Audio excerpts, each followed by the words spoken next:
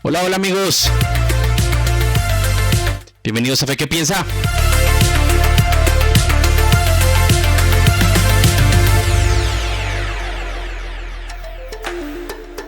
Espero estén muy bien, estoy muy contento de nuevo estar aquí con ustedes en este nuevo espacio donde estamos estudiando acerca de la historia del cristianismo. Y bueno, dándole con toda. Siento como un poquito friseado, me siento como un poquito friseado, ¿sí? No sé por qué. Vamos a revisar una cosita acá. Pero bueno, nada extraño. Vamos así, no importa. Bienvenidos a de nuevo un nuevo capítulo de Fe que Piensa, donde vamos a hablar acerca de, precisamente en ese momento, la historia del cristianismo. Pero por supuesto no es lo único que vamos a hablar en este precioso espacio. Después de que terminemos la historia del cristianismo, vamos al capítulo 9, vamos a tener capítulo 10, 11 y 12, terminamos en el capítulo 12. Vamos a hablar acerca de algo muy interesante que es una teología correcta sobre el cielo, basados en el trabajo del doctor, del doctor, no creo que sea doctor, creo que es teólogo, también protestante, Randy Alcorn, sobre el cielo. Y también vamos a tocar acerca de varias cosas sobre experiencias cercanas a la muerte que respaldan un poco su visión sobre el cielo, pero eso lo vamos a hacer más adelante, como hace John Burke y el doctor Raymond Moody. Pero ya enfocándonos en lo que nos tenemos por delante hoy, pues vamos a estar en la historia del cristianismo, capítulo número 9. ¿Y qué vamos a ver en este capítulo número 9? ¿Cuál es el título de este capítulo? ¿Qué rayos vamos a ver hoy? Vamos a ver Reforma Católica y guerras de religión. Sí, eso es lo que vamos a ver. Reforma Católica, lo voy a poner aquí. Vamos a poner el capítulo así, capítulo 9. Es muy importante que lo tengamos en cuenta, y es Reforma Católica y... se me fue. Católica. Perdón. Estoy como ido hoy. Estoy re ido. Ya. Católica y guerras de religión. Y esto corresponde, muchachos, al siglo XVI y, por supuesto, el aclamado siglo XVII. Y eso es lo primero que vamos a ver hoy. Este gran y espectacular temita sobre reforma católica, porque algo pasa después del tema de la reforma, por supuesto, con la iglesia católica, e inevitablemente algo que tengo que lamentar: estas pinches benditas guerras de religión. Lo lamento, sucedió, sí, no lo podemos negar, pero sucedió. Y con base en eso, pues vamos entonces a la sección número 1. Vamos a tener 6 secciones el día de hoy, y esto desencadena pues en nuestra primera sección, ¿cierto? La sección número 1, vamos a ponerla aquí bien bonito en naranjita. La sección número 1, que se llama, y que la he llamado así, bueno, sección 1, vamos a ponerle así, sección 1, y vamos a poner en negrito, hombre. Sección número 1, y es crisis interna y necesidad de reforma en la iglesia católica. Crisis interna, ¿sí? Crisis interna y necesidad de reforma, ¿cierto? Y necesidad de reforma. Esta es la sección número 1, que la marco aquí, se me fue es 1, perfecto. La sección número 1. Esta preciosa sección es bien interesante, vamos a tener varios puntos que tocar en la sección número 1. Pero estoy... Ya, miren. Entonces, pum, ahora sí. Vamos a tener varios puntos que tocar en la sección número 1 sobre crisis interna y necesidad de reforma. Sí, necesidad de reforma. Vamos a hablar acerca de lo que pasó antes de Lutero, ¿sí? La corrupción eclesiástica no comienza en 1517, por supuesto que no.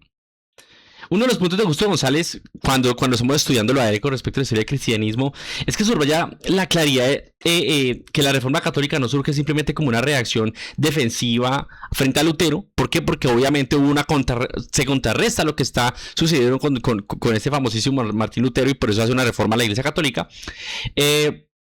Sino que la iglesia ya venía arrastrando, como mencionábamos antes, problemas estructurales desde el siglo XV. Había nepotismo, acumulación de beneficios eclesiásticos, relajación moral del clero, había una politización del papado, y esto es lo que hace surgir, por supuesto, la reforma y esta pelea interna que se intensifica, por supuesto, con la presencia del doctor Martín Lutero.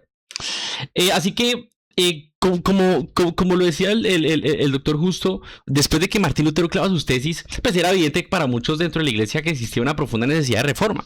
Ya la acumulación de cargas, la vida mundana de numerosos prelados y la subordinación de intereses espirituales ambiciosos de políticas habían debilitado seriamente realmente la credibilidad de la institución. De hecho, el doctor Justo insiste en que el problema no era solamente doctrinal, sino moral, como ya hemos mencionado, y también administrativo. Así que la reforma, por supuesto, la reforma protestante en este caso explotó en un terreno que ya estaba profundamente erosionado. Esto desmonta, por supuesto, la idea de que Roma estaba simplemente bien hasta que llegó Lutero. No, muchachos, había una necesidad de reforma. Había una necesidad de reforma, y esto ya lo hemos planteado. O sea, aquí hay un punto muy importante. Aquí hay en estos siglos, hay una necesidad evidente de reforma. Hay una necesidad de reforma. Vamos a ver aquí, de reforma. De reforma. Por supuesto, en primera instancia va a llegar con el doctor Martín Lutero, ¿cierto? Por supuesto, Martín Lutero llega aquí y nos cuenta, dice, bueno, muchachos, vamos a reformar esto porque me doy cuenta que las cosas no están sucediendo bien aquí. Martín Lutero. Pero la realidad es que la Iglesia Católica después hace una anhelada reforma, ¿sí? Hace una anhelada reforma y lo lleva a cabo. Y por supuesto, hubo movimientos internos previos al protestantismo. La inquietud por la reforma no fue simplemente un monopolio protestante, o sea, ya existían corrientes dentro del catolicismo romano que estaban en busca de esta anhelada reforma, que buscaban por renovación espiritual y disciplina clerical. Como nos dice el doctor Justo González, diversos sectores del catolicismo, incluyendo ondas religiosas y círculos episcopales, venían ya clamando por una reforma que restaurara la disciplina, fortaleciera la formación del clero y promoviera una espiritualidad mucho más profunda entre los fieles. Así que esto, por supuesto, genera una crisis de autoridad y pérdida de unidad espiritual, como lo habíamos mencionado en capítulos pasados. Y es que se señala que hay una crisis que ya no era institucional. Ya empieza a haber una crisis teológica. Es decir, Martín Lutero también dice, hombre, es la razón por la cual están sucediendo todas esas cosas es por una crisis también teológica, doctrinal, donde se están promoviendo y haciendo unas cosas que realmente no son las correctas, ¿cierto? Así que esto nos lleva a un punto muy importante de esa sección número 1, y es reforma católica versus la contrarreforma. ¿Sí? Reforma católica versus la contrarreforma. Y es que no solo había una redacción, sino una renovación auténtica de lo que estaba sucediendo en la iglesia. El doctor Justo nos advierte que el término contrarreforma puede ser engañoso, pues por supuesto eso sugiere que todo fue una mera reacción al protestantismo, ¿sí? Como que hagamos una reforma a la reforma, una contrarreforma, ¿sí? El término contrarreforma realmente resulta insuficiente, como, según dice Justo, pues oscurece el hecho de que dentro del catolicismo existían fuerzas reformadoras que no dependían exclusivamente del desafío protestante. Así que aquí es importante un matiz histórico bien interesante, y es que la Reforma Católica tiene, por supuesto, vida propia y responde al protestantismo, así es, pero no nace únicamente de él. O sea, hay algo que está sucediendo que evidentemente llama la atención para hacer esta contrarreforma. Y vamos a llamarla aquí dentro de nuestro tablero, este otro punto dentro de la sección número 1. Y es esto justamente lo que estamos diciendo. Aquí hay una contrarreforma, ¿cierto? Una contrarreforma. Vamos a poner aquí así. Contrarreforma. ¿Sí? Estoy escribiendo, pero pésimo, perdón. Contrarreforma. Vamos a alargar un poquito acá. ¿Qué es lo que le estaba explicando? Una contrarreforma de parte de la Iglesia Católica. Antes del Concilio de Trento ya habían esfuerzos por mejorar la formación sacerdotal y la vida espiritual, por supuesto. Los primeros impulsos de reforma se concentraron en corregir abusos morales y administrativos, más que simplemente en redefinir sistemáticamente la doctrina. Obviamente la Iglesia Católica, muchachos, hombre, no estaba interesada en reformar siempre su doctrina. Digamos que tiempo después, pero para ellos la crisis no era... Ay, ¿saben que se me olvidó poner algo muy bacano? Disculpenme un segundito, yo hago aquí una cosita.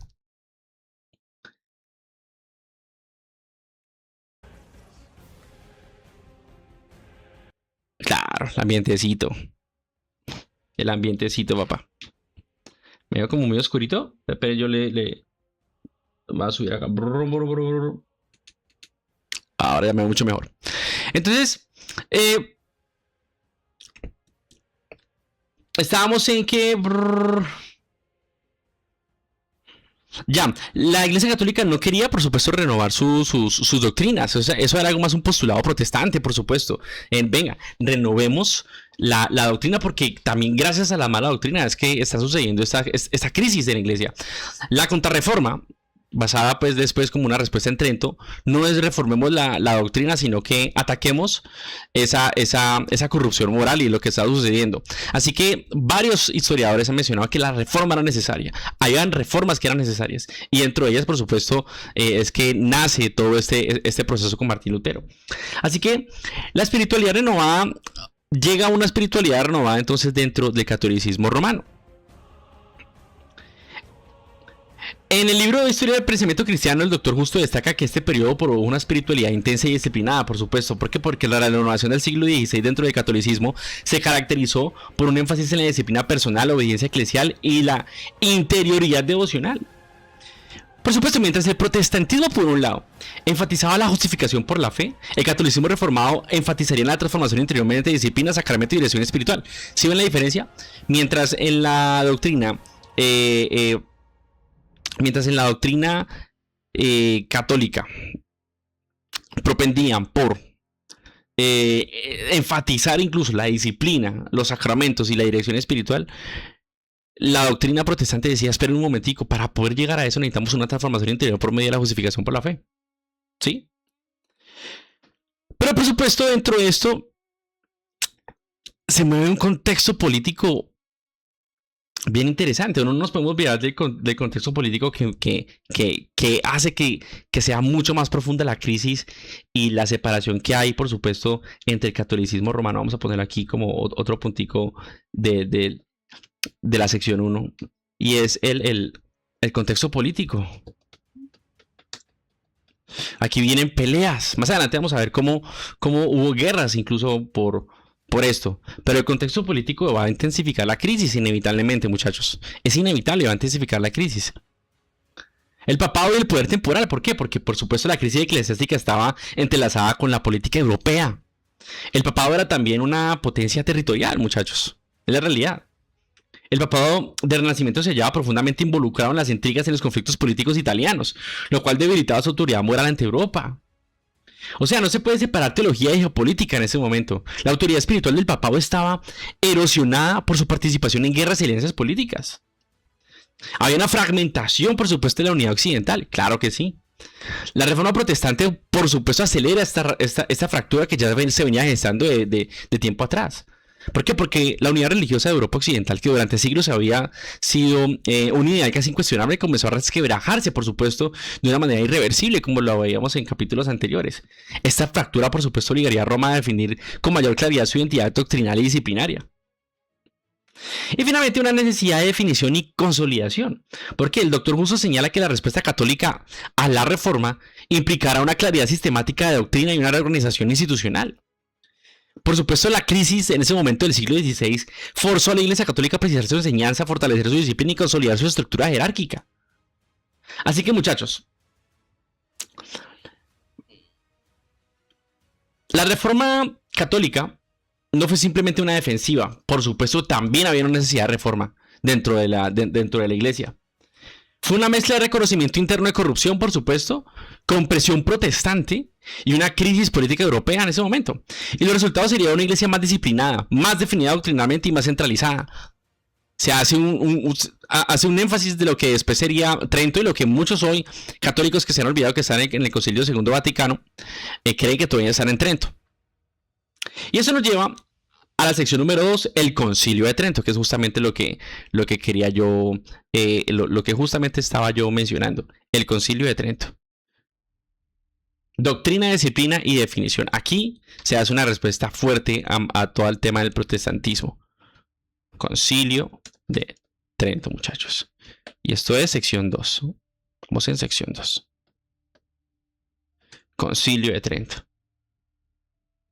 Esto es lo que llevaría mucho tema, el tema de la condena a Martín Lutero. Aquí tenemos el Concilio de Trento. Concilio de Trento, sección número 2. Aquí la cosa se pone más compleja entre los dos, ¿sí? Es inevitable. Un concilio para definir y reformar. En este concilio no fue una reacción improvisada, por supuesto. No lo fue. No fue una reacción improvisada. Fue algo, un proceso largo, sí. Un proceso interrumpido en su momento por tensiones políticas y guerras. Y este fue convocado en 1545. Sus sesiones se extendieron hasta 1563. En ese momento pues ya Martín Lutero no estaba, marcando uno de los momentos más determinantes de la historia del catolicismo. Por mucho es recordado el tema del Concilio de Trento. Representó el esfuerzo más sistemático de la Iglesia Católica por responder a los desafíos protestantes, no solo condenando doctrinas consideradas erróneas, sino defendiendo con precisión su propia enseñanza, donde ahí, por ejemplo, se haría una caricatura de la justificación por la fe. Es la realidad. El doctor Justo nos señala que en Trento no fue solamente condenatorio. La verdad fue que fue un ejercicio de definición doctrinal de nuevo, sin abandonar la doctrina, por supuesto, católica. A partir de ahí, el catolicismo se extiende a sí mismo con fronteras teológicas mucho más claras en su momento. Hay una claridad doctrinal frente, por supuesto, a la ambigüedad previa. Sí, el doctor Justo nos señala que en el siglo XVI muchas doctrinas no habían sido definidas con el grado de precisión que exigía la polémica reformadora. Claro, la polémica, la reforma protestante viene y pone un matiz ahí, no un matiz, sino un punto, perdón, bien importante, aclaratoria de doctrinas, y entonces, por supuesto, la Iglesia ahí, la Iglesia Católica redefine, ¿cierto? Así que, bueno, ¿eso qué significa? El concilio no solamente divide, sino que también obliga a profundizar. ¿Por qué? Porque se profundiza en la identidad católica poseída de Trento, el cual se vuelve mucho más sistemática y más consistente. O sea, podemos decir que la reforma protestante hace una iglesia católica mucho más férrea, ¿cierto? Mucho más... se consolida en su... no lo llamamos en su error, aunque por supuesto la reforma mencionaría que eso es un error, pero sí se consolida en esas doctrinas que estaban ellos promulgando. Así que Trento no únicamente trató cuestiones dogmáticas, también abordó problemas prácticos como la formación del clero, por ejemplo. O sea, no se limitó a la definición doctrinal. También se extendió a todo el tema de una disciplina para corregir abusos y elevar el nivel moral e intelectual del clero. Así que Trento no fue solamente teológico, sino fue también estructural. Y aquí es donde se empieza lo que yo les decía, y vamos a ponerlo como un punto bien importante dentro de la sección número 2, y es el tema de la justificación por la fe, muchachos. Y aquí se empieza unas peleas contra el protestantismo impresionantes que la verdad no podemos evitar. Se trataría, por supuesto, el tema de la justificación por la fe. Justificación por la fe. Vamos a la sección 2, ¿cierto? Justificación por la fe. Esto sí que ha dolido en los siglos. Esto, muchachos. Esto es muy importante. La justificación por la fe, cuán mal entendida ha sido. Cuán mal entendido ha sido la justificación por la fe. Cuán mal entendido, muchachos. Me da tristeza eso. Después, más adelante, en el Concilio Vaticano II se mencionaría algo al respecto, ¿no? Pero eso fue una respuesta directa a Lutero. O sea, uno de los decretos más importantes de Trento fue el relativo a la justificación. Aquí la Iglesia Católica respondió explícitamente a la doctrina protestante de la justificación por la fe, ¿cierto? Y es que frente a la enseñanza protestante que estaba erigiendo Martín Lutero, Calvino y los demás protestantes, el concilio afirmó que la justificación implica una transformación interior del creyente obrada por la gracia divina y cooperada libremente por el ser humano. Para Lutero la justicia es imputada, pero para Trento la justicia es infundida y transformadora. No se trata solo de un pequeño matiz, sino de dos esquemas soteriológicos distintos.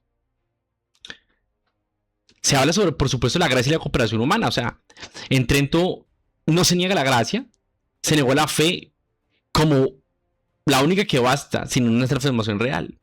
Pero de nuevo, es que se malinterpretó la justificación por la fe. El concilio sostuvo que la gracia precede y capacita toda buena obra, pero insistió en que el creyente coopera libremente con esa gracia en el proceso de justificación. Por supuesto, aquí hace una respuesta a Calvino con su soteriología. Aquí, por supuesto, hay un desacuerdo. La salvación es declarativa o también ontológica desde el inicio. Trento justamente responde a esta cuestión que se dirimió. Hay condenas y definiciones en el Concilio de Trento, por supuesto. El decreto sobre la justificación incluye anatemas dirigidos contra las formulaciones específicas del protestantismo. Y desde ahí, desde esa anatemización, empiezan conflictos bélicos más adelante. Los cánones de Trento no solamente expusieron positivamente la doctrina católica, sino que formularon condenas explícitas contra las diversas proposiciones asociadas con la reforma. Una condena totalmente a la reforma. Ese momento cristaliza la separación. Ahí hay una ruptura total. Ya no es una discusión académica. Ya es una ruptura confesional formal de ipso facto. Y de nuevo, aquí muy importante, y esto que lo tengamos en el Concilio de Trento, y es escritura, tradición y sacramentos. Escritura y tradición como fuente inseparables. Y eso también, por eso les digo que hoy, la verdad que muchos católicos siguen en el Concilio de Trento, porque ese es el argumento que normalmente siempre nos dan muchos de los amigos y algunos hermanos católicos. Y es que aquí tenemos tradición, no solamente escritura, tradición y escritura y sacramentos al mismo nivel. Al mismo nivel. Al mismo nivel. ¿Cierto? Vamos a ponerle aquí como un signito igual. Al mismo nivel. Trento afirmó que la revelación divina se transmite tanto por la escritura como por la tradición apostólica. El concilio declaró que la verdad revelada se contiene en la escritura y en la tradición, ambas recibidas con igual de reverencia, mientras que por supuesto la reforma decía que solo la escritura era infalible. Aquí por supuesto hay una separación de ipso facto con la sola escritura, como ya habíamos hablado ahora, que se vuelve institucional dentro del protestantismo. Y se hace una confirmación de los 7 sacramentos. Frente, por supuesto, a la reacción protestante de los 2 sacramentos instituidos por el Señor, Trento reformó la estructura sacramental e institucional. Así que no solo se trata del número, sino de la comprensión del sacramento como medio objetivo de gracia. Recuerde que la Iglesia Católica hoy todavía tiene los 7 sacramentos. Y por supuesto hay un énfasis en el tema de la misa y la presencia real en la Eucaristía. La doctrina de Eucaristía fue definida con precisión frente a las posiciones reformadas, porque recordemos que la posición de la reforma no niega la presencia real del Señor Jesucristo, pero sí discute la transubstanciación y la misa como un sacrificio incruento.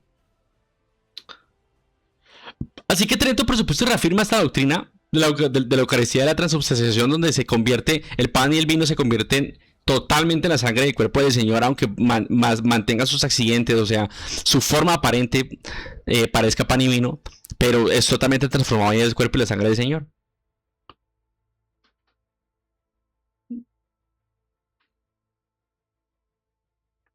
Así que aquí hay una diferenciación bien importante, y es que en el protestantismo es un culto centrado en la predicación, y en el catolicismo se vuelve un culto centrado en el altar.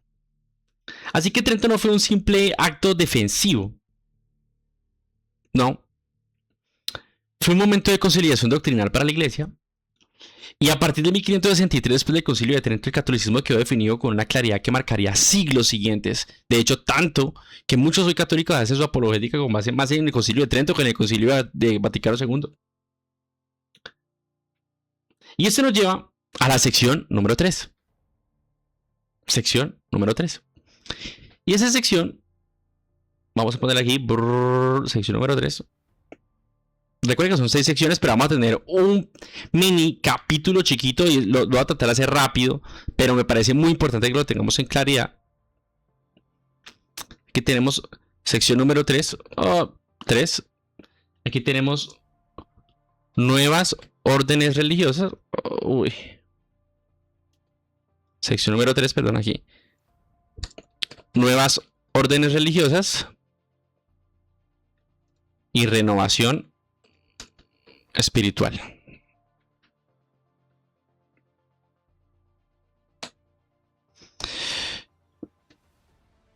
Vamos a ver qué pasa con este temita aquí.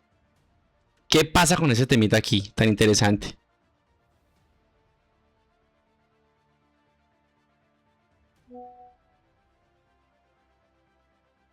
Lo voy a marcar bien bonito aquí con rojito. Nuestra sección número 3. Estas nuevas órdenes. Por aquí van a empezar a salir un grupito de donde yo, por supuesto, salí y me gradué. Y renovación espiritual. Ahorita les voy a decir cómo así qué rayo es eso. La reforma interior antes de la polémica externa. Justo González insiste en que la reforma católica no se limitó a responder doctrinalmente al protestantismo, sino que también produjo una profunda renovación espiritual interna. O sea, esta renovación se manifestó en nuevas formas de disciplina, dirección espiritual y compromiso misionero. Es verdad, compromiso misionero. La renovación católica del siglo XVI no fue meramente defensiva, sino que también fue en cierto lado con una respuesta a espiritualidad intensa, disciplinaria y profundamente misionera. Aquí es importante remarcar un equilibrio histórico. Mientras el protestantismo enfatizaba la reforma doctrinal, el catolicismo reformado enfatizó la reforma espiritual y la disciplina como motor de la transformación. ¿Sí? Y por aquí entrarían unos personajes que estoy por ahí proyectando muy interesantes, como lo de este señor Loyola. Nuevas órdenes. A diferencia de órdenes medievales más contemplativas, las nuevas órdenes del siglo XVI se caracterizaron por dinamismo, movilidad y obediencia directa al papado. No buscaban retirarse del mundo, sino actuar en él, predicar, enseñar, reformar costumbres y defender la ortodoxia, lo que ellos consideraban ortodoxia. Eso es un cambio estratégico. ¿Por qué? Porque la iglesia ya no solo preserva monasterios, sino que ahora forma agentes activos en educación, misiones y combate doctrinal. En Historia del Pensamiento Cristiano, que es el otro libro con el cual me baso para hacer este estudio, el doctor Justo destaca que esta renovación incluyó un énfasis fuerte en la disciplina personal y el examen interior. ¿Por qué? Porque la espiritualidad del periodo se caracterizó por una rigurosidad y disciplina interior, una obediencia consciente a la autoridad eclesial, papal por supuesto, y un profundo sentido de misión. Aquí se consolida un catolicismo por supuesto mucho más estructurado, más consciente de sí mismo y más combativo frente al protestantismo. Y aquí es que entra un personaje vital en este proceso. Y ustedes lo han escuchado muy seguramente, en especial porque tiene muchas universidades. Y aquí tenemos al mismísimo Ignacio de Loyola, que es para ahí lo traté de representar llegando a una iglesia. Ignacio de Loyola. Y la compañía de Jesús, por supuesto, los jesuitas. No se ve ese, perdón. Vamos a correrlo más acá. Eso aquí. Ahí fue. Eso. El surgimiento de una nueva orden decisiva. Entre las nuevas órdenes, ninguna tuvo tanto impacto como la compañía de Jesús, los jesuitas. Yo me gradué de una universidad de ellos, que es la Javeriana de Cali. Fundada, por supuesto, por Ignacio de Loyola en 1540. La compañía de Jesús se convirtió rápidamente en uno de los instrumentos más eficaces y eficientes de la Reforma Católica, combinando disciplina militar, formación intelectual rigurosa y lealtad absoluta al papado. El doctor Justo nos señala que los jesuitas introdujeron una estructura organizativa flexible y altamente centralizada. No eran monjes tradicionales, eran misioneros, educadores y estrategas espirituales. ¿Cuál era la espiritualidad ignaciana? La espiritualidad de Ignacio se plasmó en los ejercicios espirituales, que es un método sistemático de meditación y examen de la conciencia. Nos dice el doctor Justo en su libro que los ejercicios espirituales ofrecían un cambio metódico para el discernimiento y obediencia, buscando formar cristianos capaces de someter su voluntad a la de Dios mediante disciplina interior. Así que mientras la reforma protestante enfatizaba la confianza en la gracia mediante la fe, la espiritualidad ignaciana enfatizaba el discernimiento activo y la obediencia estructurada. Bien. Educación como arma teológica. Los jesuitas comprendieron que la batalla religiosa también era intelectual, así que fundan colegios, universidades, lo cual permitió a la Compañía de Jesús influir profundamente en la formación cultural y doctrinal de Europa. Aquí comienza, por supuesto, la gran red educativa que marcaría siglos de historia católica. Y por supuesto, hay una expansión global de misión. La Reforma Católica después de Trento se vuelve misionera. Mientras Europa se fragmentaba confesionalmente entre protestantismo y catolicismo, la Iglesia Católica se expandía globalmente hacia América, Asia y África. Ahorita vamos a ver un poco acerca de eso de América. Fue uno de los rasgos más notables de la renovación católica. ¿Por qué? Porque llevaron el cristianismo a regiones donde antes apenas había presencia de Europa. Paradójicamente, el mismo siglo que vio la división europea fue el siglo de mayor expansión global del catolicismo. Paradójicamente. ¿Por qué? Porque mientras se ocurría la reforma, llegaría justamente todo el proceso de la colonización de América. Yo tengo algunas imágenes que están pasando por aquí. Ese es Ignacio de Loyola, ese fue que está ahí llegando Ignacio de Loyola. Algunos misioneros jesuitas adoptaron estrategias de adaptación cultural, buscando presentar el cristianismo a categorías comprensibles para las culturas. Por eso utilizaron la educación, los colegios para los niños. Esto generó tensiones posteriores, por supuesto, como la controversia de ritos y el sincretismo que saldría inevitablemente de ello, pero mostró una flexibilidad misionera bien significativa. Así que al concluir el siglo XVI, la Iglesia Católica emerge más cohesionada internamente y más expansiva externamente. Había logrado una notable consolidación doctrinal y disciplinaria acompañada de una expansión misionera sin precedentes. Así que lejos de colapsar en ese momento la Iglesia ante la Reforma Protestante, el catolicismo romano se reorganiza y entra, por supuesto, en una nueva etapa histórica. No solo se defendió la doctrina, sino que produjo, por supuesto, santos bien interesantes, misioneros, educadores, y paradójicamente cuando entra, por supuesto, a las Américas, a nuestra América. La Compañía de Jesús fue clave en la configuración cultural del catolicismo. Mientras Europa se dividía, el cristianismo a la larga se globalizaba. Y vamos a ver aquí un pequeño paréntesis sobre justamente el tema de la cristianización de América Latina y la conquista. Voy a tratar de pasar muy rápido por ahí. No me quiero demorar demasiado, porque si no, pues ya se nos haría demasiado largo ya el capítulo. Llevamos 32 minutos. No quiero que dure más de 1 hora y media máximo. Todo lo que me gustaría decirles. Pero el cristianismo llega al Caribe y se extiende al continente. Cuando en 1492 hasta 1550 hay una llegada del catolicismo impresionante y se extiende, viene aquí a nuestro precioso continente. Y yo tengo varias cosas que decir al respecto bien interesantes que aprendí cuando leía al doctor Justo González al respecto. Empezamos con el Caribe, la puerta de entrada del cristianismo en 1492. La Española fue el primer lugar donde estuvo el catolicismo romano junto a España. Recordemos que llega el cristianismo junto al catolicismo con España, con la reina Isabel. No voy a dar aquí toda la clase de historia, por supuesto, aquí, porque tendría que hacer muchos más capítulos enfocados solamente en historia de colonización. Aquí vamos a hacer solamente un resumen muy pequeño. La Española, hoy República Dominicana y Haití. El cristianismo llega formalmente en el segundo viaje de Colón, ¿sí? En 1493. Cuando vienen frailes y se celebran las primeras misas. En 1511 se erige la diócesis de Santo Domingo, la primera en América. Desde aquí se organiza la estructura eclesial inicial del continente.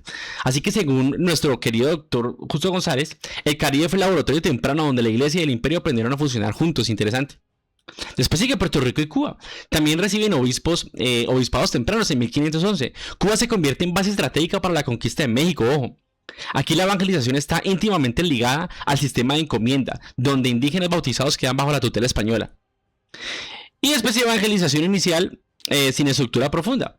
En esta etapa no hay todavía un modelo de catequesis sólido, pero las conversiones son masivas, muchas veces superficiales, por supuesto, porque era un bautismo general para todos, una inserción en la sociedad católica y también un tema de obligación a los indígenas que estaban acá autóctonos. La prioridad es consolidar un dominio político, ojo, no formar comunidades cristianas maduras. ¿Por qué? Porque también se toma la cristianización de América, la colonización toma al cristianismo como un medio para hacer sus cosas y no precisamente el principal motivo por el cual estaban acá. ¿Me entienden? O sea, la colonización usa el cristianismo como excusa, pero realmente no fue muy cristianos en gran medida muchos de su desarrollo. Después sigue México, el gran centro misionero en América. En 1521 hay una caída de Tenochtitlán. ¿Por qué? Porque tras la conquista del señor Hernán Cortés comenzaba la reorganización religiosa, se destruyen templos mexicas y se levantan iglesias sobre ellos, simbolizando el reemplazo religioso. Por supuesto, pasamos de los templos mexicas a los templos católicos. Después llegan en 1524 los franciscanos, quienes hacen voto de pobreza, por supuesto, y muchos de ellos fueron buenos también. Los llamados 12 apóstoles de México marcan el inicio de la evangelización sistemática. Aprenden el idioma náhuatl, escriben gramáticas indígenas y fundan escuelas para catequizar niños.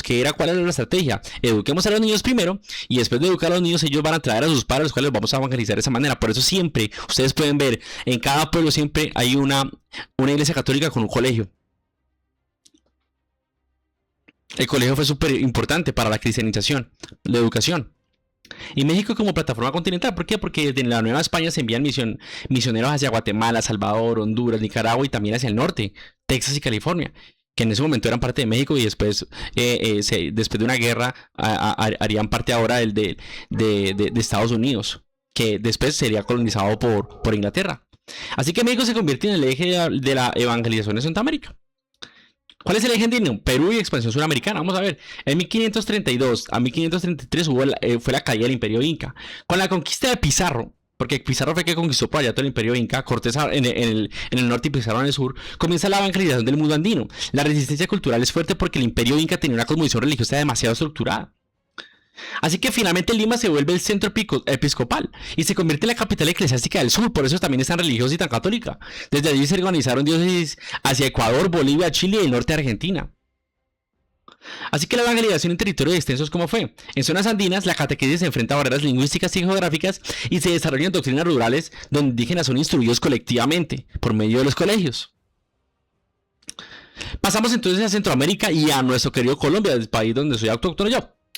Guatemala, Salvador y Honduras. Vamos a ver. La evangelización principal por franciscanos y dominicos enviados desde México, se fundan parroquias en poblaciones indígenas reorganizadas. Después llegarían a Nicaragua y Costa Rica. La cristianización más lenta fue una cristianización más lenta debido a una menor densidad poblacional y menor riqueza minera.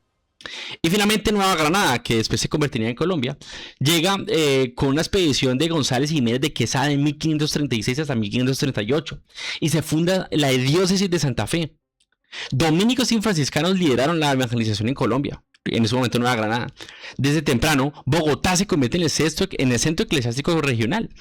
Como en el resto de América Española, la iglesia queda integrada al sistema colonial mediante el patronato real. Bien interesante, hay una conquista española y hay una jerarquización de la iglesia ahí, una unión de esos dos poderes para la evangelización de nuestra América. Y por supuesto, ¿por dónde llegan esos tipos aquí a Colombia? Por Santa Marta.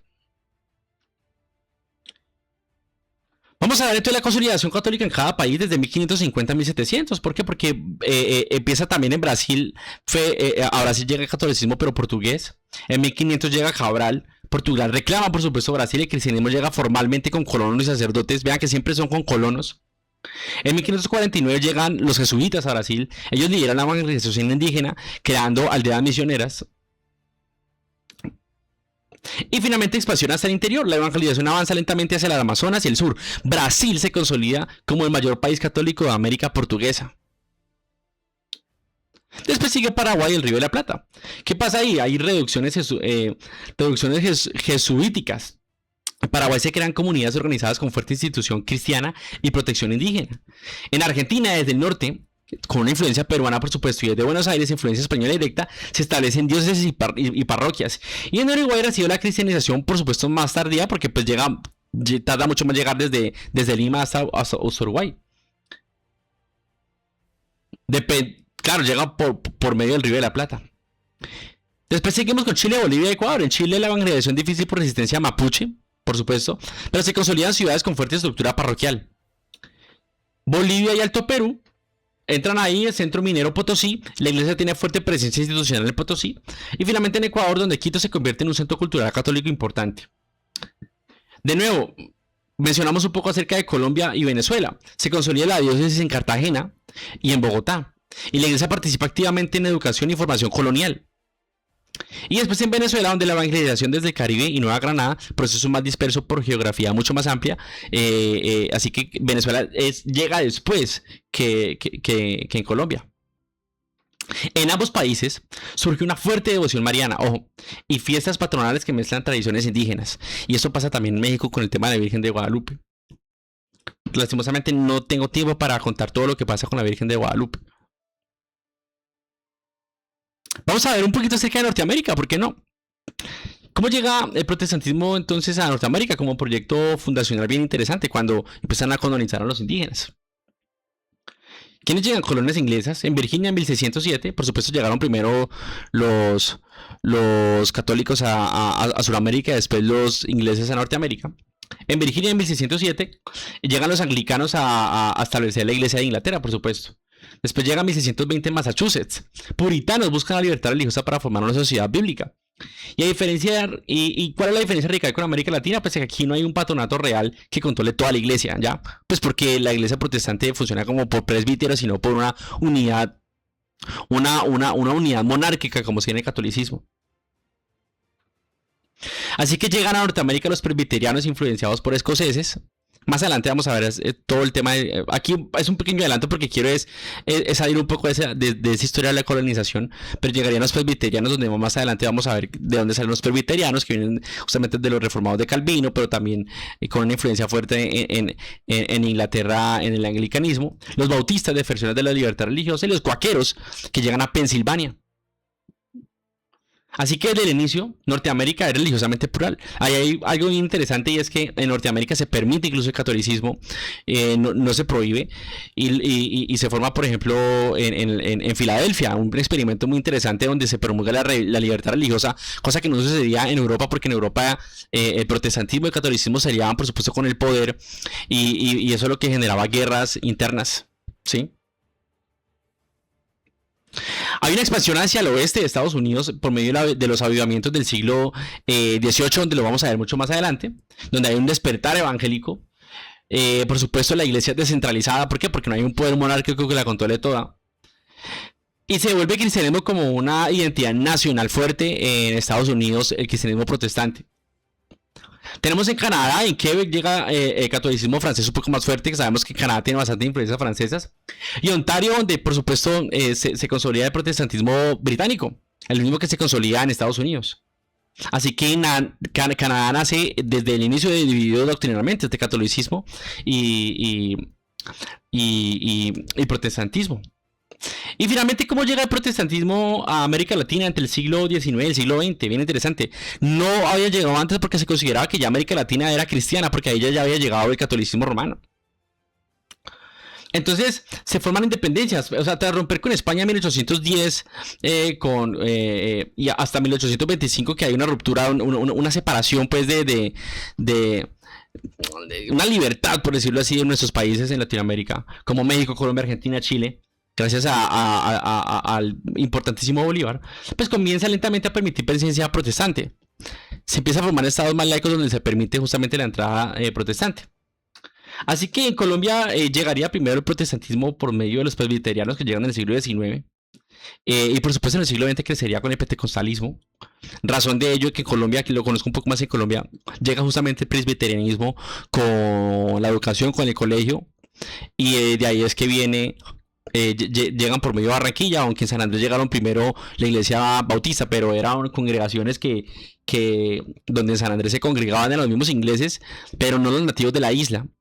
pero podemos decir que en teoría la primera iglesia, no, de pronto no para nuevos granienses, si es que, granadinos, perdón, si es que es el término, granadinos sí, fue la iglesia bautista en San Andrés. La primera iglesia bautista, pero realmente a Colombia, ya para colombianos, llegaría la iglesia presbiteriana. Llegaría justamente con colegios. Uno de ellos es el colegio americano. El colegio americano llegaría a Barranquilla y después a Cali.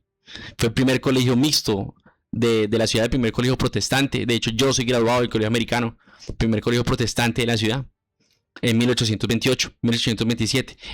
Así que la iglesia llegaría justamente con colegio, por la visión de sociedad que tenía el presbiterianismo confesional, calvinista, reformado. En Brasil, misioneros bautistas y presbiterianos desde Estados Unidos llegan. En Chile llegaría por medio del avivamiento pentecostal en 1909. Como vamos a ver mucho más adelante sobre el tema de la calle Azusa. Y en Guatemala se convierte en uno de los países más evangélicos del continente. Por supuesto, pentecostales.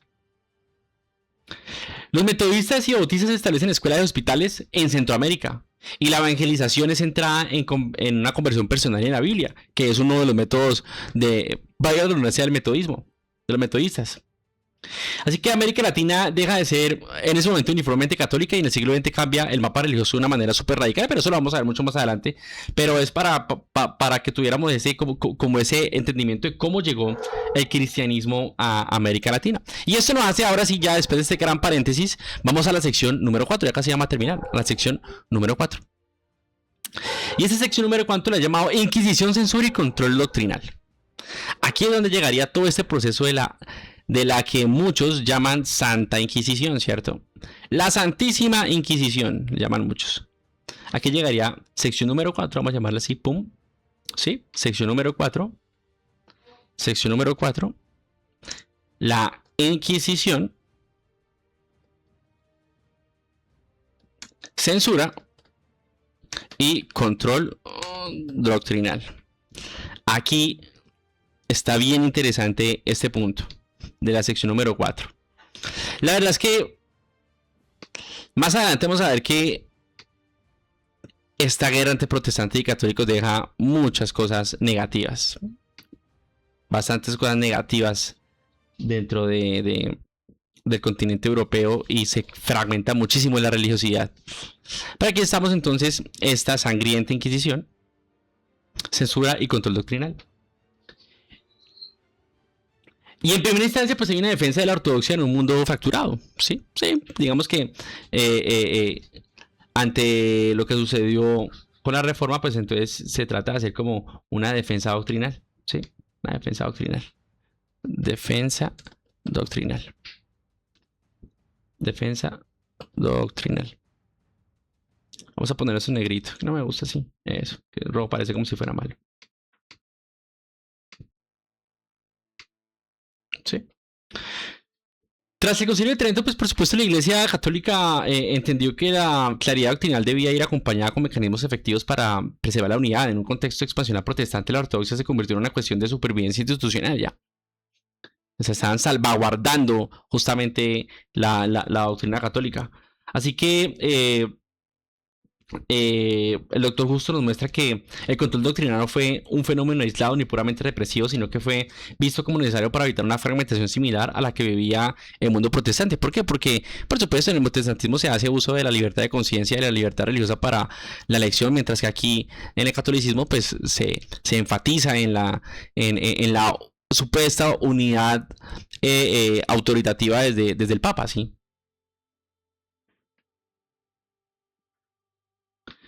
El doctor Justo señala que el protestantismo no fue percibido como una simple disidencia, sino que fue una ruptura que amenazaba la integridad de la fe histórica, sí. Aunque, por supuesto, no era la intención de la fe protestante. La fe protestante quería era reinsertar a la iglesia a la verdadera fe histórica. Para muchos católicos del siglo XVI, la expansión protestante representaba no solamente un error doctrinal, sino un peligro que podía desintegrar esa continuidad de la iglesia. Y aquí se entiende por qué la intensidad de la reacción con la Inquisición. La controversia no era solamente académica, sino que era vista como una crisis de identidad cristiana.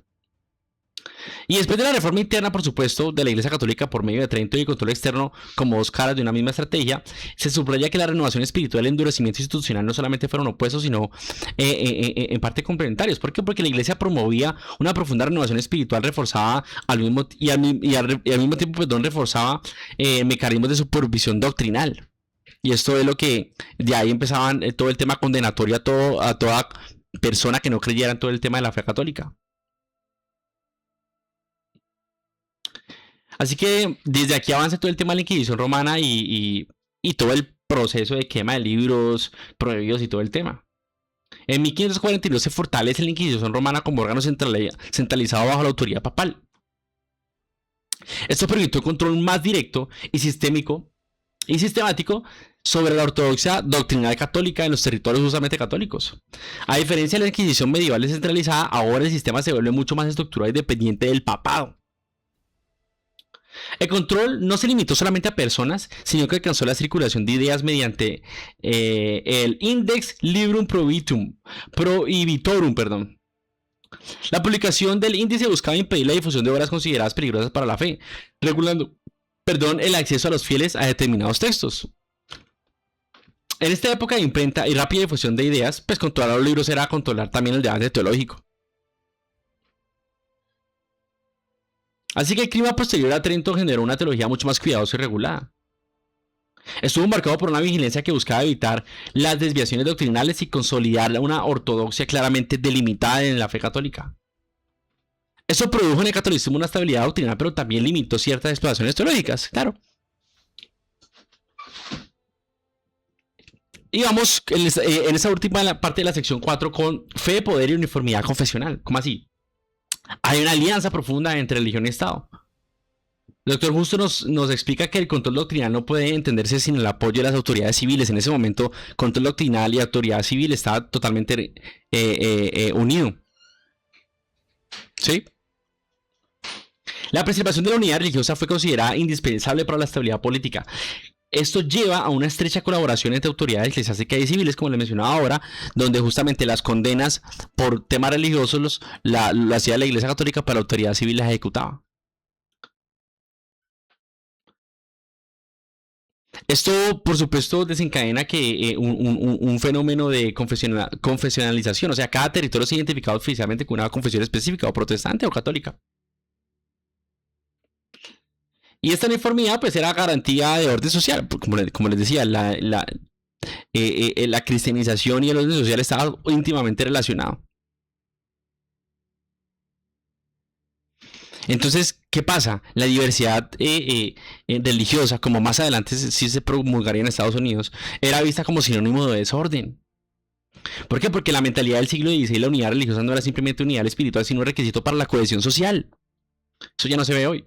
Desde nuestra perspectiva moderna esto parece, por supuesto, súper intolerante, pero desde ese momento era algo que garantizaba la estabilidad social. Así que al concluir el siglo XVI, la Iglesia Católica emerge con fronteras doctrinales claras y mecanismos sólidos de control como la Inquisición.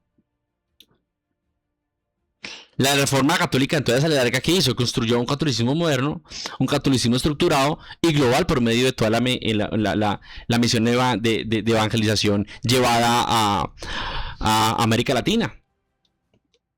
Así que en su momento la Reforma espiritual católica y el control doctrinal caminaron absolutamente de la mano, juntos. La unidad confesional se convirtió en un principio político. ¿Sí? Era algo político. Y ese endurecimiento institucional prepara el escenario para un capítulo dramático que vendría al respecto y sería la guerra religiosa entre el protestantismo y el catolicismo. Triste que haya ocurrido eso, las guerras de la religión. Y con eso vamos a la sección número 5. La sección número 5, donde justamente pues entraría esta debacle. Aquí sí podemos decir que es un desacierto total. Y aquí como protestantes no nos podemos lavar las manos, también participamos en ello, eso es inevitable. La sección número 5. Las guerras de religión. Bueno, no lo llamamos de religión. Las guerras del cristianismo. Porque ¿saben qué? Frente a cristianos, no indicar frente a religión, frente a cristianos. Tristeza, hombre. Esto sería marcado, esto es un capítulo escrito rojo justamente, aquí, rojo, porque es un capítulo marcado por sangre. Y vamos a poner aquí carita triste, ¿listo? ¿Por qué? Porque es una parte muy maluca dentro de la historia. Qué pesar que vamos a tener que decir al Señor cuando nos presentemos en su presencia y digamos que entre nosotros nos matábamos entre protestantes y católicos. Entonces por eso aquí carita triste y llorando. Muy mal, muy mal. Pero hay que hablarlo, hay que hablarlo, hay que hablarlo. Entonces, en Francia, católicos versus hugonotes. El conflicto no solamente fue teológico, sino político y dinástico. Las guerras en el cristianismo en Francia no pueden entenderse simplemente como un choque doctrinal. En ellas intervinieron intereses dinásticos, rivalidades regionales y luchas por el control de la monarquía. La religión sirvió muchas veces como bandera bajo la cual se agrupaban facciones que perseguían objetivos más amplios que la pureza doctrinal. Oh, aquí hay algo muy importante. No fue solamente una batalla religiosa, sino también política, porque como les dije, el Estado estaba relacionado con el poder religioso. Entonces, ante un Estado con un poder religioso católico versus un Estado con un poder religioso protestante, esto generaría un conflicto donde los intereses políticos se confundían con los intereses religiosos. Así que el doctor Justo nos insiste que en ese momento la religión fue el lenguaje del conflicto, pero no siempre su causa exclusiva. O sea, familias nobles como por ejemplo los Guisa, que eran católicos, y los Borbones, que eran protestantes, instrumentalizaron la fe para la disputa del poder. Esto es importante mencionarlo. ¿Por qué? Porque la reforma no generó guerras. Las tensiones políticas aprovecharon las divisiones religiosas para generar las guerras. Claro, es que eso también, muchas veces es como un bulo que a veces tiran en internet y es que la reforma, la división ocasiona las guerras, ¿no? No es propiamente eso, o sea, es un tema mucho más profundo y es un tema también, la verdad, político. Y vamos a ver un tema fuerte que es el tema de la matanza de Bartolomé en 1572. La noche del 24 de agosto de 1572 marcó uno de los episodios más sangrientos de todo el siglo. Lo que comenzó como un asesinato de algunos líderes hugonotes, que hugonotes son protestantes, se convirtió en una mezcla generalizada en París y luego en otras ciudades. Miles murieron en nombre de la fe, mientras la corona oscilaba entre la complicidad y el temor por el caos desatado. Y ustedes se preguntarán, ¿quiénes eran los hugonotes? ¿Cierto? Pero ya les voy a decir. Vamos a consultar aquí una consulta sencilla.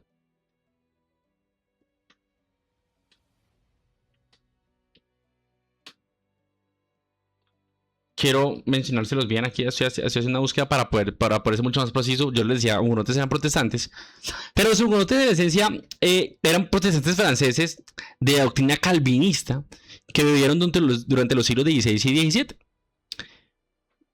Francia en esa época era una olla de presión religiosa, como justamente lo estoy comentando. La gran mayoría del país era católica, pero un grupo significativo se sintió atraído por las ideas de Juan Calvino, de la Reforma, por supuesto, protestante, y esos franceses comenzaron a cuestionar la autoridad de la Iglesia Católica y la monarquía, y de ahí nació el término hugonote, por cuestionar la autoridad de la Iglesia Católica.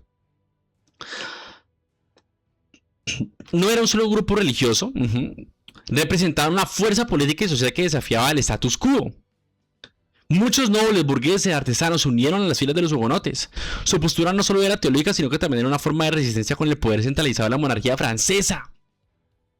Fueron víctimas, por supuesto, de esa represión brutal de Bartolomé. ¿Sí? Entonces, eran seguidores de la reforma calvinista. Su lucha era supervivencia frente a una monarquía católica poderosa. ¿Y cuál fue el legado? Su migración fue un legado de migración. ¿Por qué? Porque ayudaron a impulsar la economía y la cultura de países que los acogieron. ¿Sí? Porque eran personas bien interesantes e inteligentes. Entonces, esos eran los hugonotes para que sepamos de dónde sale ese término, ¿sí? Ese término de los hugonotes, que eran protestantes. Entonces, el intento de reconciliación entre matrimonio y Margarita de Valois. Perdón, estoy aquí leyendo una cosa. Bueno, eso ya lo mencioné, perdón. Hubo un intento de reconciliación, me equivoqué, discúlpenme. Hubo un intento de reconciliación entre hugonotes y católicos mediante el matrimonio entre Margarita de Valois y Enrique de Navarra, por supuesto. La violencia, en efecto, que hubo entre esa matanza, destruyó cualquier confianza entre las confesiones protestantes y católicas. Y por supuesto, dañó profundamente el testimonio cristiano en Europa.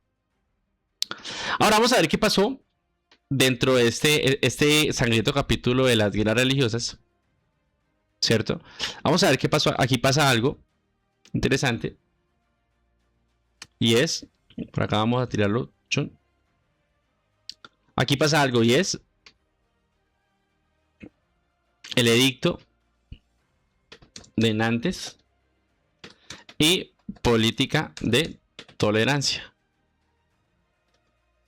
¿Sí? ¿Qué pasa? Enrique IV busca la estabilidad, ¿sí? Busca la estabilidad en todo este proceso. Comprendió que Francia no sobreviviría a una guerra perpetua. Así que su famosa conversión al catolicismo, ¿sí? Que muchos consideraban política más que espiritual porque era protestante, abrió el camino para una solución pragmática. El edicto de Nantes de 1598. ¿Qué dijo el edicto de Nantes? Otorgó a los protestantes derechos civiles y ciertas garantías religiosas. Esto es importante, muchachos. Porque aquí hay un primer indicio de reconciliación política y de no mezclar temas políticos con temas religiosos. Así que, chulito, buena esa, carita positiva para el edicto de Nantes. No podemos seguir así en conflicto, tenemos que vivir en paz a pesar de nuestras diferencias doctrinales. Gracias, edicto de Nantes. Tolerancia, ¿sí? Respetar derechos civiles y garantías religiosas. Bueno, si ustedes quieren vivir su fe protestante, vívanla. Vívanla.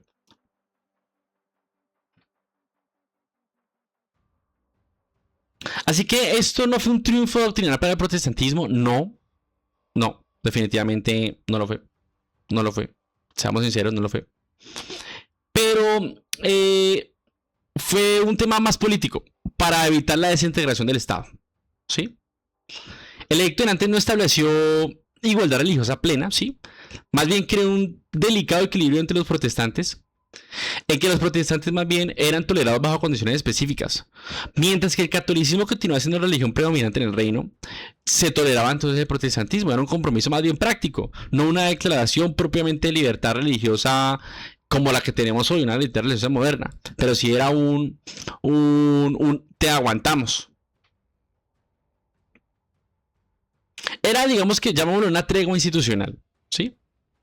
Pero después llegaría algo importante. Esto es muy recordado y esto también fragmentaría demasiado a Europa. Y por eso gran parte del modernismo y de volver el Estado laico se originaría por esto de acá. Y es la famosísima Guerra de los 30 años. La Guerra de los 30 años. ¿Esto cuándo pasó? ¿En qué momentos? Esto pasó entre 1618 y 1648. La guerra de los 30 años, sangrienta, triste. Yo creo que los reformadores no se imaginaron que esto iba a suceder. Que eso tan horrible iba a suceder. No se lo imaginaron. Pero sucedió. Lo que comenzó como una disputa religiosa en el Sacro Imperio Romano Germánico pronto se transformó en una guerra continental. ¿Por qué? Porque potencias católicas y protestantes formaron alianzas que a menudo ignoraban la coherencia confesional. Francia católica luchó contra los de Habsburgo católicos por razones de equilibrio político, por ejemplo. La guerra ya no era simplemente católico versus protestantes, ya se volvió un tema geopolítico auspiciado o como excusa del tema de la fe. Como excusa del tema de la fe. Hay una devastación sin precedentes, por supuesto. Alemania quedó arruinada con esta guerra, por intereses políticos, por supuesto, donde usaban la fe para ello, entre protestantes versus católicos, y algunos católicos incluso versus otros poderes católicos. Ciudades destruidas, campos devastados, poblaciones reducidas dramáticamente, en algunas regiones de la población disminuyó hasta un tercio. El trauma colectivo marcó profundamente la conciencia europea, la verdad. Cuando la fe se mezcla con ambición política sin límites, rayos, el resultado es devastador. ¿Qué pasa en 1648? La paz de Westfalia. Esta paz de Westfalia selló el reconocimiento de la fragmentación confesional de Europa. El sueño medieval de una cristiandad unida bajo una misma fe y autoridad quedó definitivamente en el olvido. ¿Por qué? Porque a partir de ese entonces, el principio de soberanía estatal prevalecería sobre cualquier aspiración universal eclesiástica. Aquí dijeron, bueno, ¿saben qué? Nos cansamos de matarnos por temas religiosos, supuestamente, y dejemos de mezclar el tema religioso con el Estado. Así que si hoy hay una división Estado-religión, es por justamente estas consecuencias de enfrentamientos religiosos entre protestantismo y catolicismo en el siglo, en esos siglos XVI y XVII, en especial con el tema de la guerra de los 30 años. Así que este es el punto de partida del nacimiento de los estados modernos. Y aquí se empieza a consolidar la pluralidad confesional. ¿Cuáles son las consecuencias teológicas y políticas de esto? Primero, que el cristianismo, por supuesto, salió profundamente dividido de ese episodio. Pero, por supuesto, también obligado a reconsiderar su relación con el poder político. Porque, importante mencionar algo aquí, hay que ser muy sinceros. Hubo tanto una unión del poder político entre protestantes y Estado, y católicos y Estado. O sea, no podemos decir que los protestantes fuimos la panacea del momento tampoco. Porque también hubo equivocaciones. Así que la experiencia de la guerra, de todo eso que aconteció, llevó gradualmente a reflexiones que con el tiempo abrirían un camino nuevo a concepciones de tolerancia y diálogo, como por ejemplo lo que promulga hoy la Iglesia Católica en el Concilio Vaticano II, que muchos de pronto amiguitos por ahí en Twitter, en Next, perdón, andan por ahí muy Concilio Trento, cuando ya no estamos en esa época, estamos en una época de diálogo. Por supuesto, Europa quedan cansados tras décadas de violencia. Y esto generaría muchas cosas más adelante que vamos a ver sobre el modernismo, secularismo y demás. Y ya vamos a terminar el capítulo. 1 hora y 6 minutos llevamos, pero ya con eso terminamos. Y es la sección número 6. Nuestra sección número 6, nuestra última sección de la noche.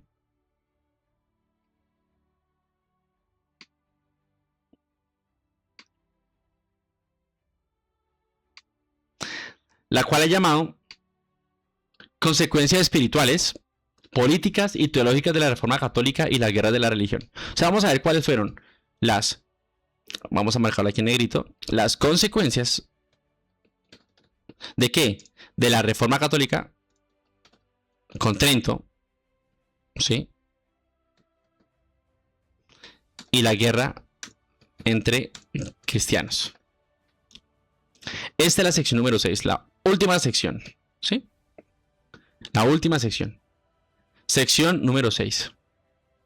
¿Cuáles fueron las consecuencias de todo esto, muchachos? Vamos a marcar aquí en doradito. Las consecuencias de todo esto. Primero, el fin de la cristiandad unida medieval. Fin de la unidad de la cristiandad. Inevitable.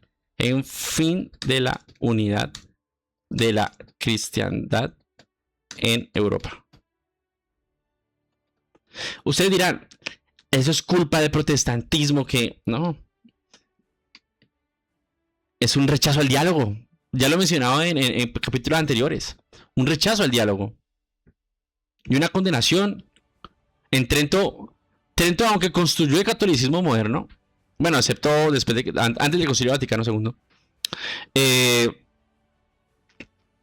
genera no una apertura a ningún diálogo. Así que por supuesto viene el fin de la cristiandad medieval.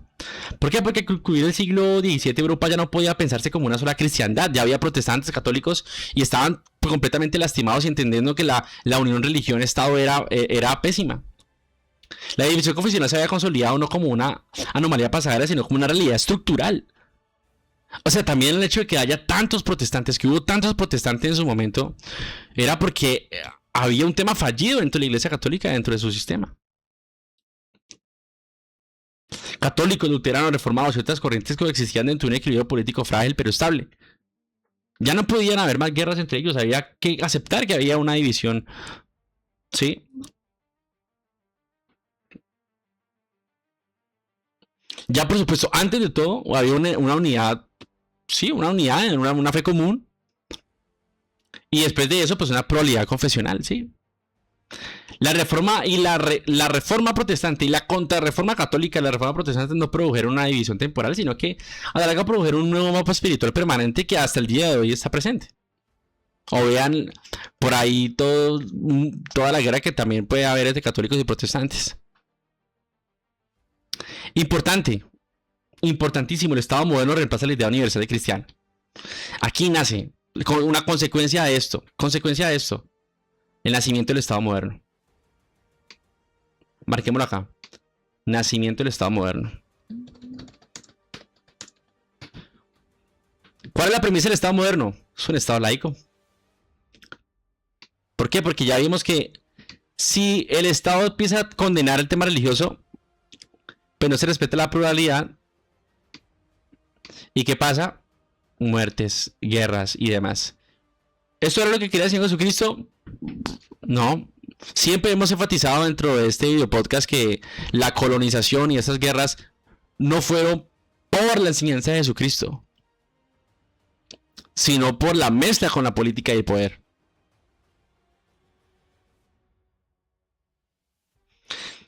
¿Qué pasa? El principio de soberanía territorial consolidado tras la guerra de la religión implicó que la religión quedaba vinculada al poder del príncipe o del Estado. La autoridad eclesial universal cedía terreno ante la consolidación de estructuras políticas nacionales. ¿Sí? El Papa ya no determinaba la política europea, por eso de pronto también le duele tanto al catolicismo el tema del protestantismo. Por una limitación del poder político del Papa.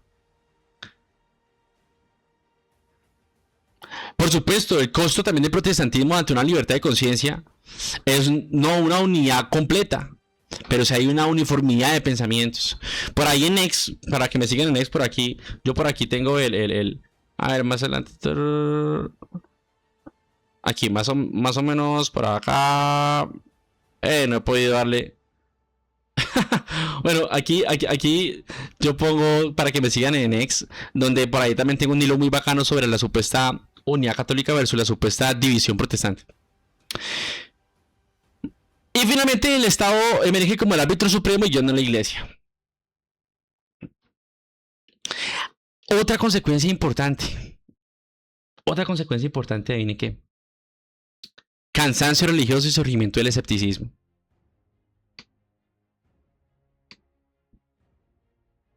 A lo mejor si hubiéramos podido lograr, hubiéramos podido evitar todo esto, ¿no? Cansancio religioso y escepticismo. Entonces, por ejemplo, hay muchos amigos y hermanos católicos que dicen que el protestantismo es la culpa del escepticismo el día de hoy, y eso no es así. ¿Por qué? Porque es que, les repito, la reforma era necesaria.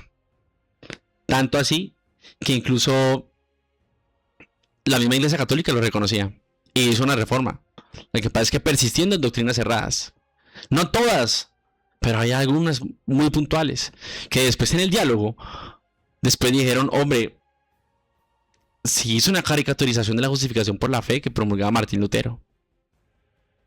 Pero bueno, siempre juzgar con el periódico de ayer es mucho más fácil, ¿no?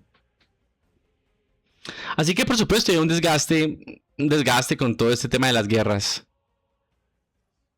Después de generaciones marcadas por guerras en nombre de la fe, pues amplios sectores de la población comenzaron a experimentar un profundo cansancio de la religión, del cristianismo. La identificación entre conflicto político y confesional cristiano debilitó la autoridad moral de las iglesias, por supuesto. La gente empezó a preguntarse, hombre, ¿vale la pena matar por doctrinas? La religión de verdad produce paz o conflicto y esa es una crítica que nos tenemos que bancar y aceptar muchas veces de los escépticos, de los ateos y agnósticos y demás, que dicen, hombre, ustedes dicen que son la religión de la paz y vean toda la guerra que ocasionaron en su momento. Así que este cuestionamiento del siglo XVIII no nace per se porque sí, nace de acuerdo a unas consecuencias graves de la guerra, sangre y demás que ocurrieron en el siglo XVI y el siglo XVII. Y eso, por supuesto, tener un camino hacia la tolerancia moderna religiosa. La experiencia devastadora de las guerras confesionales obligó a muchos pensadores cristianos a reconsiderar la relación entre verdad religiosa y coerción política. Lentamente comenzó a surgir la idea de que la fe no podía imponerse por la espada. Y eso me parece muy bien, porque como yo les he mencionado antes, en otros capítulos, el cristianismo se formó con base en el martirio, servicio y amor, no con base en el poder de la espada como despreciaría. Sí, señor. La crítica dura para nosotros. Paradójicamente, las guerras religiosas también terminaron sembrando la semilla de la tolerancia, ¿no? Porque dijeron, bueno, ya no nos matemos, ya aceptémonos, hermano. Esto no quiere decir que es un triunfo al individuo, al relativismo, sino que más bien es una reacción ante el horror de lo que sucedió. Y finalmente, pues, por supuesto, hay una renovación interna y una consolidación confesional, tanto entre católicos y protestantes. ¿Por qué? Porque tanto el catolicismo reformado con Trento como el protestantismo sistematizado se consolidaron como confesiones fuertes. ¿Por qué? Porque ambos salieron muy definidos doctrinalmente. Como yo les decía, en Trento se consolidó muy bien la identidad católica. Y en las confesiones reformadas se sistematizaron de una manera muy profunda, tanto que incluía todo un orden de sociedad. De ahí que viene, por ejemplo, de ahí viene temas como el catecismo romano, las confesiones protestantes de Westminster, de Augsburgo, identidades más claras y más rígidas de ambos casos. Por supuesto, la guerra produjo ahí una polarización, pero también produjo una claridad doctrinal muy fuerte entre ambas confesiones, entre ambas tradiciones, tanto protestante como católica. Otra consecuencia importante, y aquí lo voy a marcar, la iglesia ya no domina la cultura europea. Sí.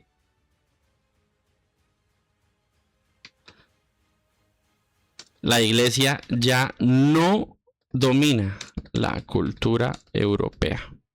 Eso es importante. Aquí lo voy a subrayar. Ya no domina la cultura europea. Es que la cultura, perdón, la cultura, ay, me perdonan. La iglesia ya no domina la cultura europea. Ya no la domina. Aunque conservaron una influencia, por supuesto, significativa. El monopolio cultural de la fe cristiana se debilitó. Es la realidad. Es la realidad. La política, la ciencia y la filosofía comenzaron a desarrollarse con mayor autonomía frente a la autoridad eclesiástica, como separadas de lo religioso, para evitar todo este conflicto. Esto, por supuesto, generó un nacimiento de la ciencia moderna, una separación progresiva entre teología y filosofía, y una preparación para escenarios donde entraría, por ejemplo, más adelante Descartes, Spinoza, la Ilustración, el racionalismo, etc. Así que ya vamos terminando este proceso. A partir de este capítulo, pues la fe sale un poco purificada en el sentido de mejor definida doctrinalmente tanto por católicos como por protestantes. Y mira, se me puso esto acá.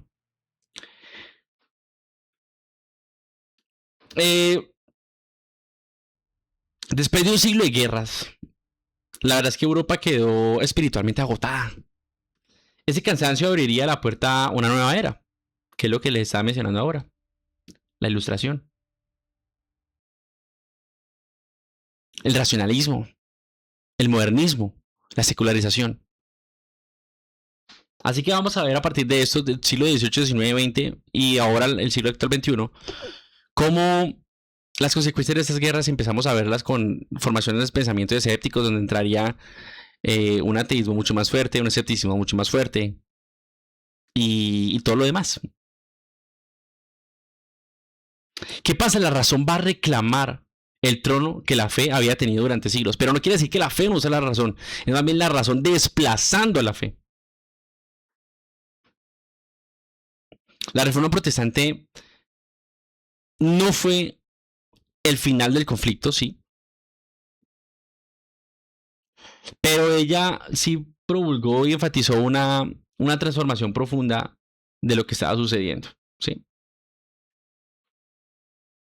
Entonces, ya de manera de resumen, para terminar, ¿qué vimos hoy? Estuvimos viendo el capítulo que es la Reforma Católica y las guerras de religión entre el siglo XVI y el siglo XVII, donde por supuesto estuvimos todo el tema de la crisis interna y necesidad de una reforma, o sea, una reforma católica, sí, porque la necesitaba. Lo que pasa es que enfatizó cosas diferentes de la reforma protestante y fue también una respuesta a la reforma protestante, donde por supuesto vimos que esto se manejó dentro de un contexto político, se hizo una contrarreforma en Trento, donde se consolidaron muchas doctrinas desde Trento. Vimos justamente en la sección 2 qué fue lo que pasó en Trento, donde hubo una caricaturización de la justificación por la fe, pero también hubo una definición mucho más clara doctrinal donde nace catecismo, donde se consolida mucho todo el tema de la tradición como igual que a la escritura de los sacramentos. Nace entonces a partir de eso unas nuevas órdenes de renovación espiritual como lo fue los jesuitas por medio de Ignacio de Loyola y todo lo que sucedió. Vimos también que a partir de esto y paradójicamente en el mismo momento en que llega la reforma protestante es que en América Latina llega la colonización y vemos un poquito de cómo llegó el cristianismo tanto católico como protestante a América Latina y América del Norte. Después vimos en esa sección 4 cómo empezó a haber un tema negativo de inquisición, censura y control doctrinal, por supuesto la Iglesia Católica en defensa doctrinal y de su supuesta unidad, controlando absolutamente todo para no salirse de eso, y eso con un costo por supuesto teológico alto, porque se evita entonces discusiones teológicas importantes para el desarrollo mismo del pensamiento teológico cristiano. A partir de eso por supuesto se vuelven inevitables las guerras dentro del cristianismo, donde ocurre todo el tema de la masacre de Bartolomé entre hugonotes y católicos franceses. A partir de eso y después de la guerra de los 30 años, bueno, perdón, en Francia sale el edicto de Nantes para, bueno, empezar una especie de tolerancia entre catolicismo y protestantismo, pero después de la guerra de los 30 años, entre 1618 y 1684, pues sale muy lesionado Europa. Después de eso, por supuesto, hubo una necesidad de una división entre el cristianismo, la iglesia y el Estado. Y finalmente las consecuencias de todo lo que sucedió, de esta negativa a una reconciliación, a hablar, a discutir, a teologar, y de estas guerras, por supuesto, las consecuencias inevitables son un fin de la unidad de la cristianidad, perdón, aquí escribí mal, de la cristiandad en Europa. El nacimiento del Estado moderno es la semilla de la Ilustración, la semilla de la Revolución Francesa, la semilla del racionalismo, un cansancio religioso y un escepticismo, y que ya la iglesia ya no domina entonces la cultura, sino que empieza a ser relegada para que sea dominado por medio de la razón, el Estado, la filosofía y la ciencia. Con eso terminamos el capítulo de hoy. Espero les haya gustado. Vamos a ver para una próxima ocasión el capítulo 10, donde vamos a hablar ya cerca del siglo XVIII y todo lo que surgiría de ahora en adelante. Y bueno, ya casi vamos a acabar esta serie de la historia del cristianismo. Y bueno, les agradezco mucho. Nos vemos en una próxima ocasión. Muchas gracias. Que Dios los bendiga. Hasta luego.